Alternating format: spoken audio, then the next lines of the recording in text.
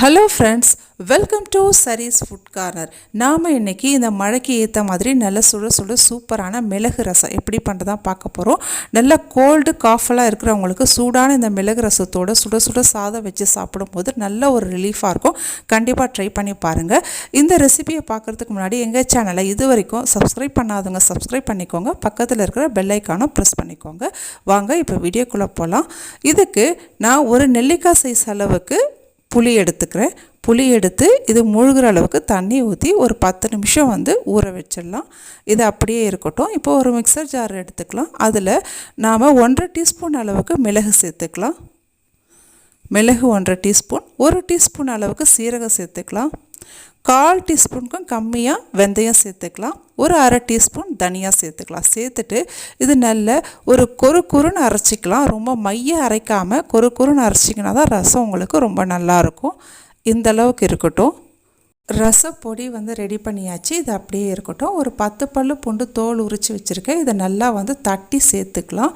இப்போது ஒரு பேன் வச்சுக்கலாம். பேனில் 1 டீஸ்பூன் அளவுக்கு ஆயில் விட்டுக்கலாம். ஒரு 1/2 டீஸ்பூன் கடுகு சேர்த்துக்கலாம். ஒரு 4லேருந்து 5 வரமிளகாய் கிள்ளி இதில் சேர்த்துக்கோங்க. கொஞ்சமாக ஒரு பிஞ்ச் அளவுக்கு பெருங்காயம் சேர்த்துக்கோங்க. ஒரு 1/4 டீஸ்பூன் மஞ்சள் தூள். நம்ம அரைச்சி வச்சுருக்கிற இந்த ரசப்பொடியை சேர்த்து ஃப்ளேமை கம்மியாக லோ ஃப்ளேமில் வச்சு செய்யுங்க. இப்போது தட்டி வச்சுருக்கிற இந்த பூண்டையும் இதில் சேர்த்துட்டு நல்லா மிக்ஸ் பண்ணிக்கலாம்.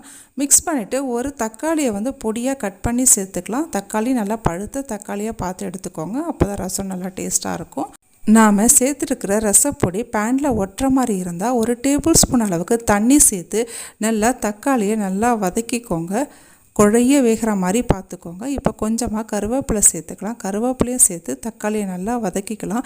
இந்த மாதிரி தக்காளி வதக்கி பண்ணுறதுனால ரசம் உங்களுக்கு 2 நாள் வரைக்கும் கெட்டு போகாமல் ரசமும் ரொம்பவே நல்லாயிருக்கும். இந்த அளவுக்கு நல்லா குழைய வேக வச்சுக்கோங்க. தக்காளி நல்லா ரெடி ஆகிடுச்சு. இப்போது இதுக்கு தேவையான அளவுக்கு உப்பு சேர்த்துக்கலாம்.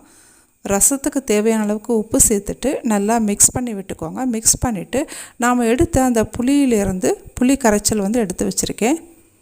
அதுலேருந்து புளி தண்ணி எடுத்து வச்சுருக்கேன். அதை நம்ம இதில் சேர்த்துக்கலாம்.